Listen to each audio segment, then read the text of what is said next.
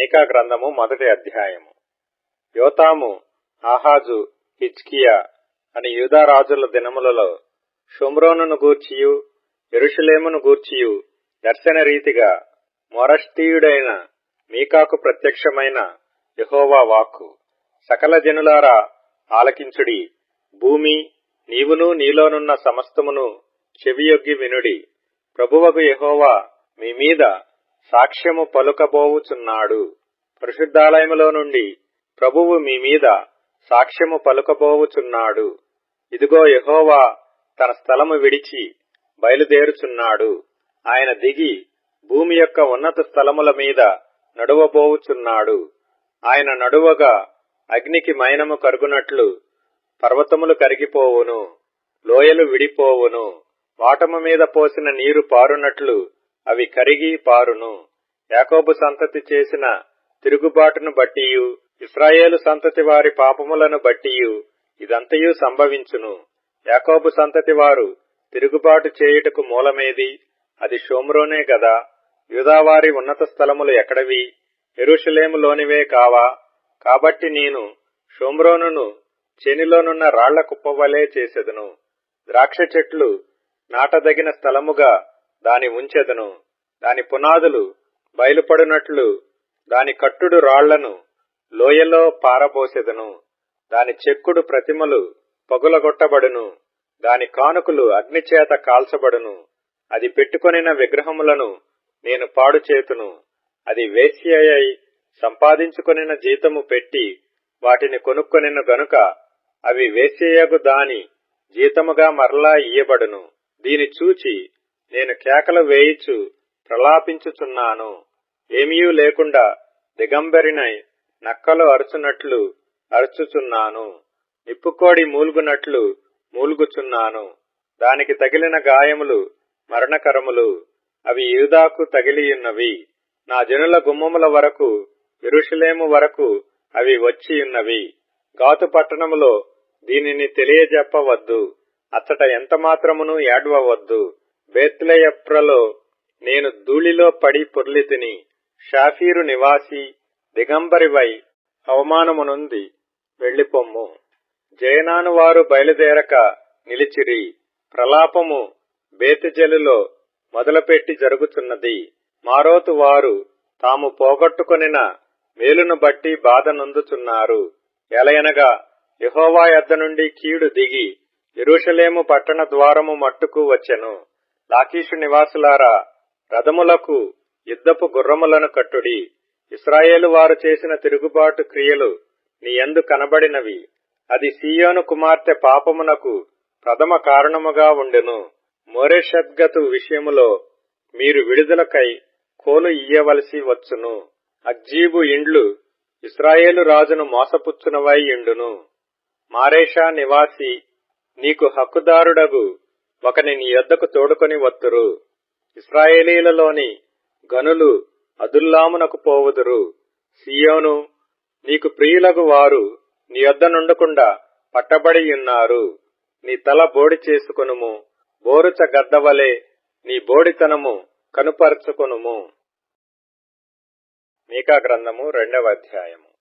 మంచముల మీద పరుండి మోసపు క్రియలు యోచించుచు దుష్కార్యములు చేయు వారికి శ్రమ.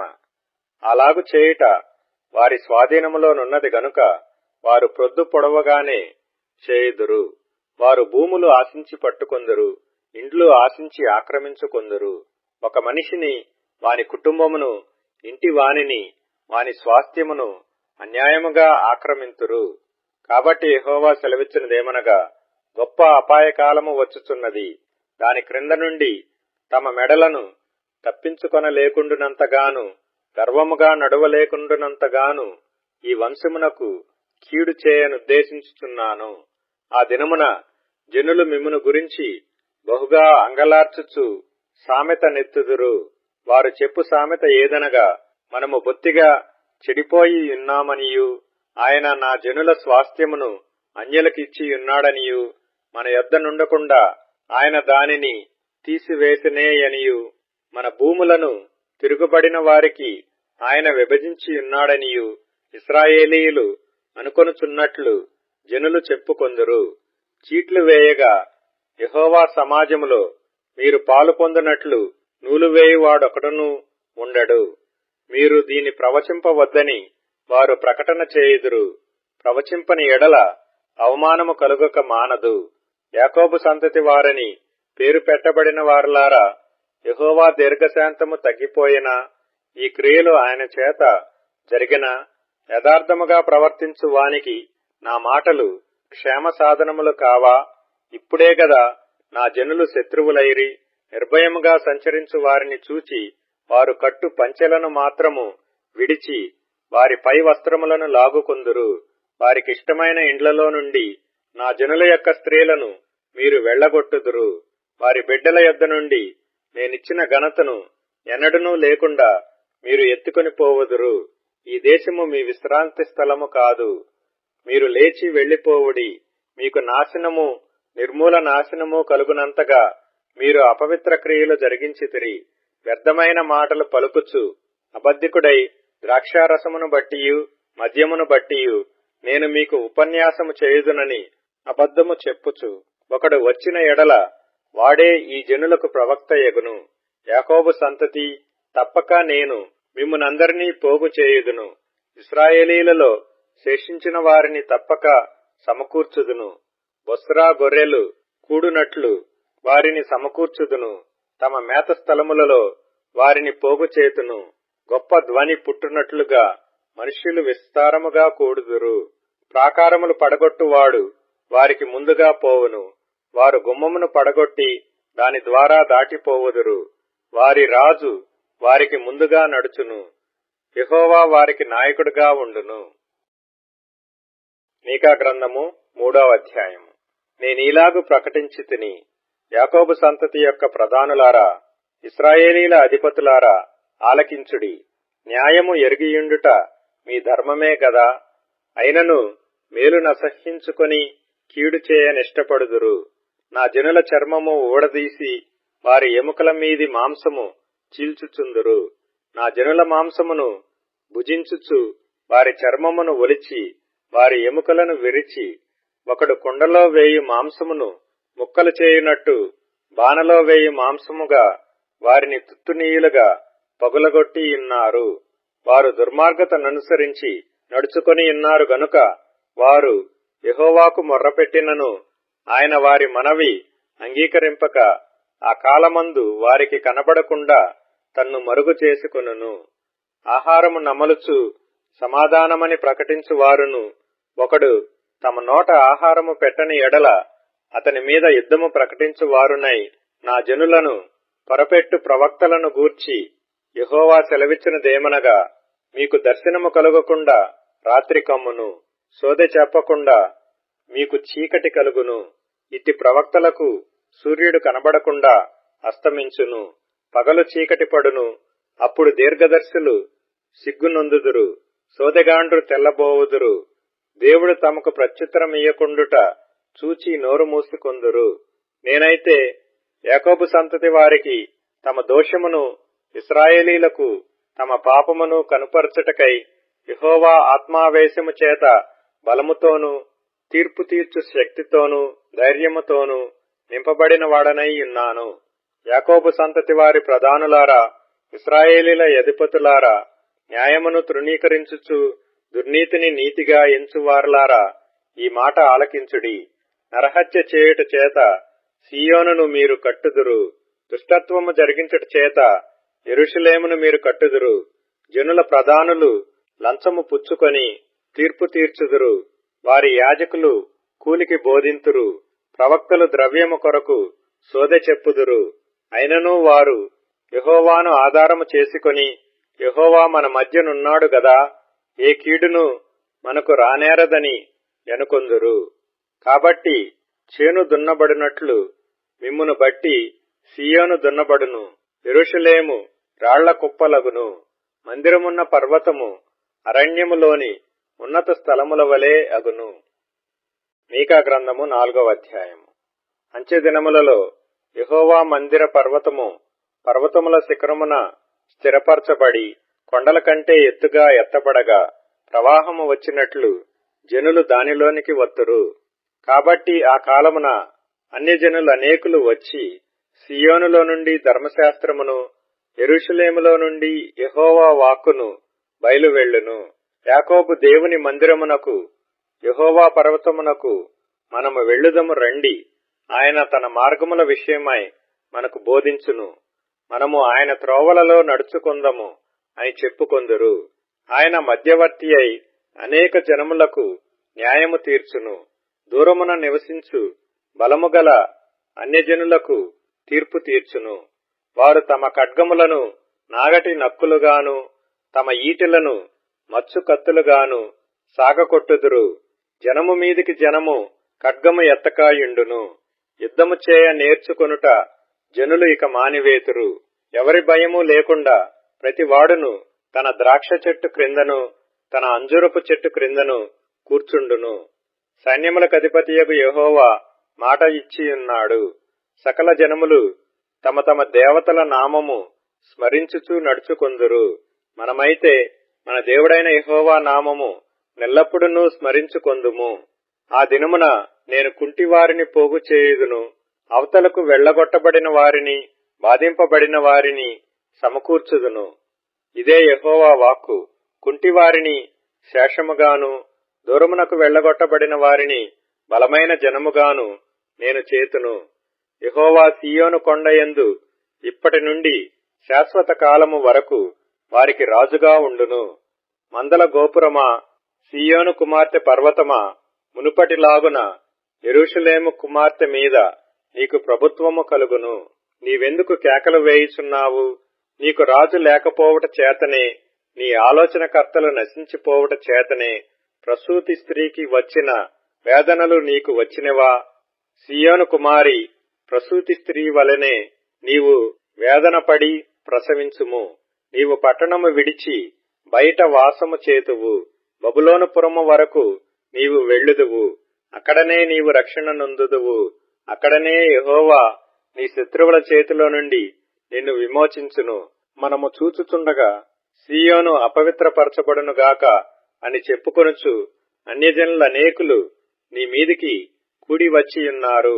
కళ్ళములో ఒకడు పనలు కూర్చున్నట్టు యెహోవా వారిని సమకూర్చును. అయితే వారు ఆయన తలంపులు తెలుసుకొనుకున్నారు. ఆయన ఆలోచన వారు గ్రహింపకున్నారు.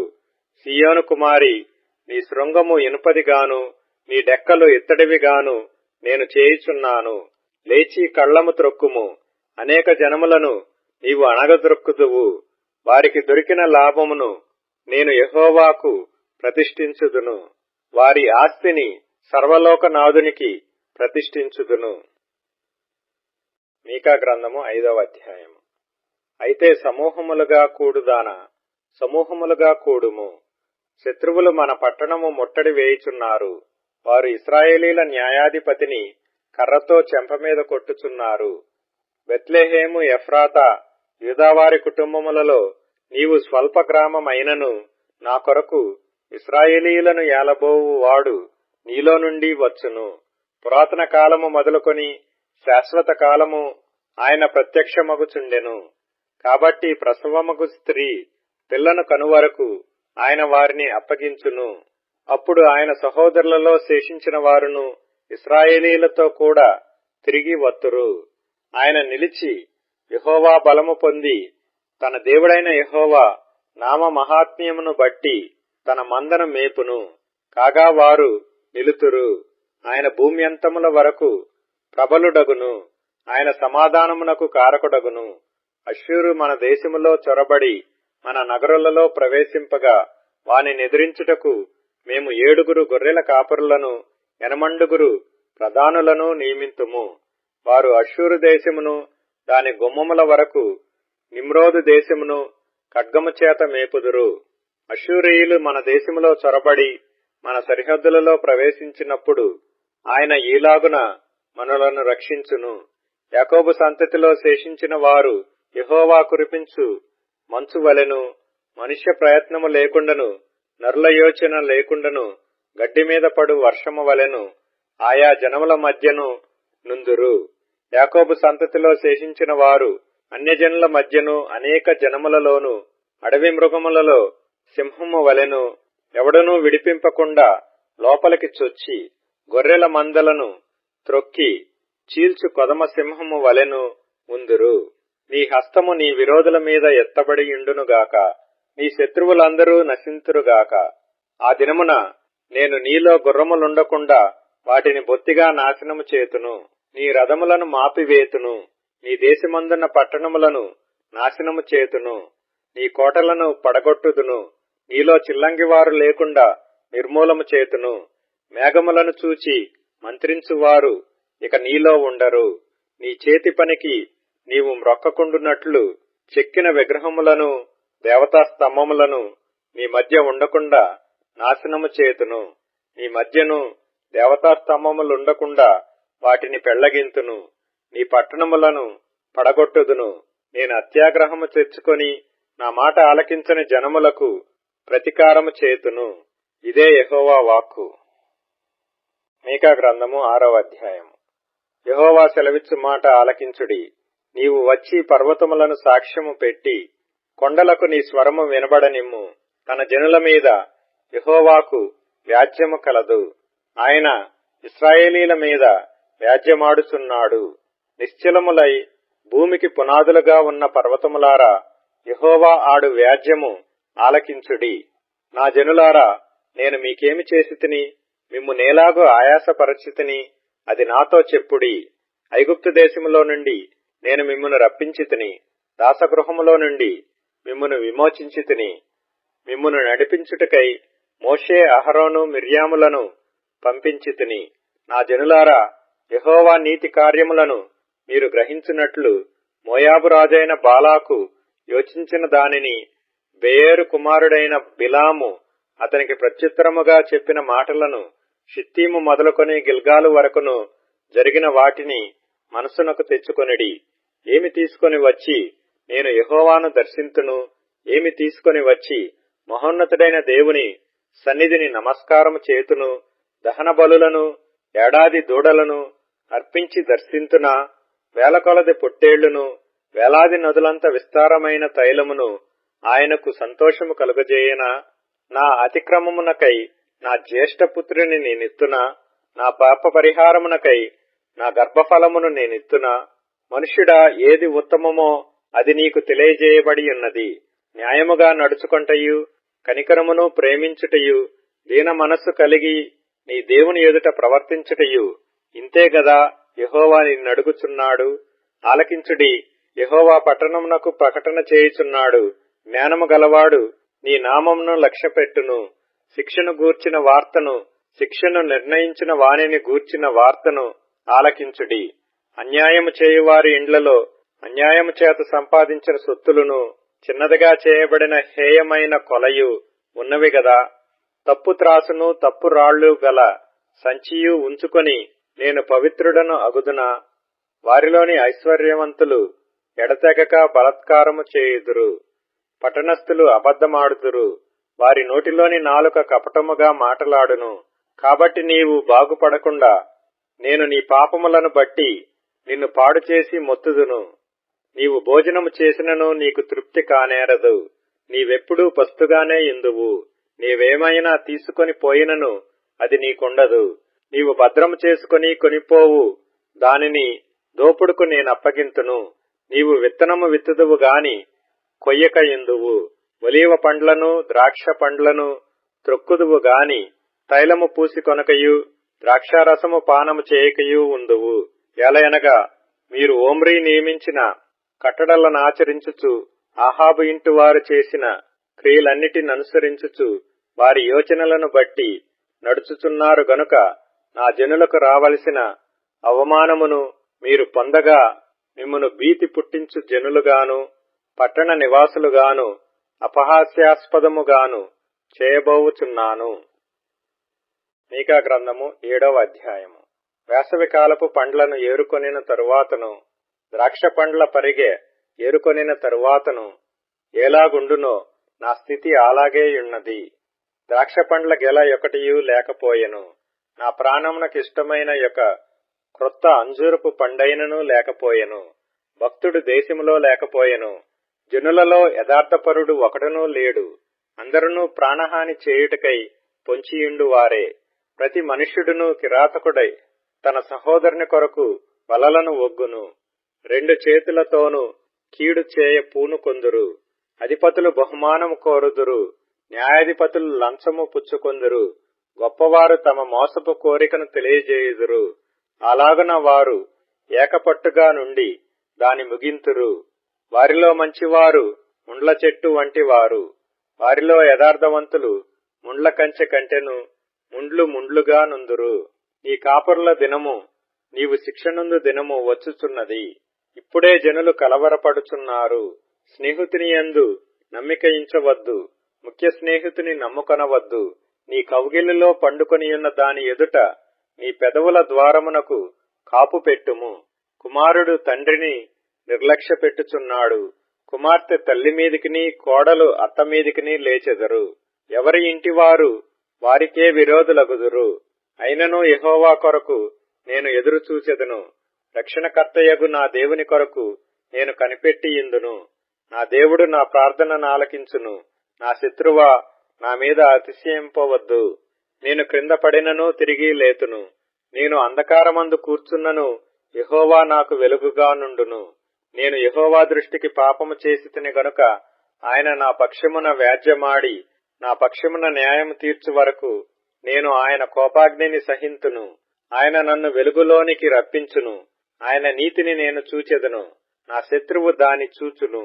నీ దేవుడైన యెహోవా ఎక్కడనని నాతో అనినది అవమానమునందును. అది నా కండ్లకు అగపడును. ఇప్పుడు అది వీధిలోనున్న బురద వలె త్రొక్కబడును. నీ గోడలు మరలా కట్టించు దినము వచ్చుచున్నది. అప్పుడు నీ సరిహద్దు విశాలపరచబడును. ఆ దినమందు అష్షూరు దేశము నుండియు ఐగుప్తు దేశపు పట్టణముల నుండియు ఐగుప్తు మొదలుకొని యూఫ్రటీసు నది వరకు ఉన్న ప్రదేశము నుండియు ఆయా సముద్రముల మధ్య దేశముల నుండియు ఆయా పర్వతముల మధ్య దేశముల నుండియు జనులు నీ యొద్దకు వత్తురు. అయితే దేశ నివాసులు చేసిన క్రియలను బట్టి దేశము పాడగును. నీ చేతి కర్ర తీసుకుని నీ జనులను కర్మెలునకు చేరిన అడవిలో ప్రత్యేకముగా నివసించు నీ స్వాస్థ్యపు వారిని మేపుము. బాషానులోను గిలాదులోను వారు పూర్వకాలమున మేసినట్టు మేయుదురు. ఐగుప్తు దేశములో నుండి నీవు వచ్చినప్పుడు జరిగినట్టుగా నేను జనులకు అద్భుతములను కనుపరుతును. అన్యజనులు అది చూచి తమకు కలిగిన బలమంతా కొంచెమని సిగ్గుపడి నోరు మూసుకొందురు. వారి చెవులు చెవుడెక్కిపోవును. సర్పములాగున వారు మన్ను నాకుదురు. భూమి మీద ప్రాకు పురుగుల వలె తమ ఇరువలలో నుండి వణుకుచు ప్రాకి వత్తురు. మన దేవుడైన యెహోవా యొద్దకు భయపడుచు వత్తురు. నిన్ను బట్టి భయము నొందుదురు. తమ స్వాస్థ్యములో శేషించిన వారి దోషమును పరిహరించి వారు చేసిన అతిక్రమముల విషయమై వారిని క్షమించు దేవుడవైన నీతో సముడైన దేవుడున్నాడా? ఆయన కనికరము చూపుటయందు సంతోషించువాడు గనుక నిరంతరము కోపముంచడు. ఆయన మరలా మన యందు జాలిపడును. మన దోషములను అణచివేయును. వారి పాపములన్నిటినీ సముద్రపు అగాధములలో నీవు పడవేతువు. పూర్వకాలమున నీవు మా పితరులైన అబ్రాహాము యాకోబులకు ప్రమాణము చేసిన సత్యమును కనికరమును నీవు అనుగ్రహింతువు.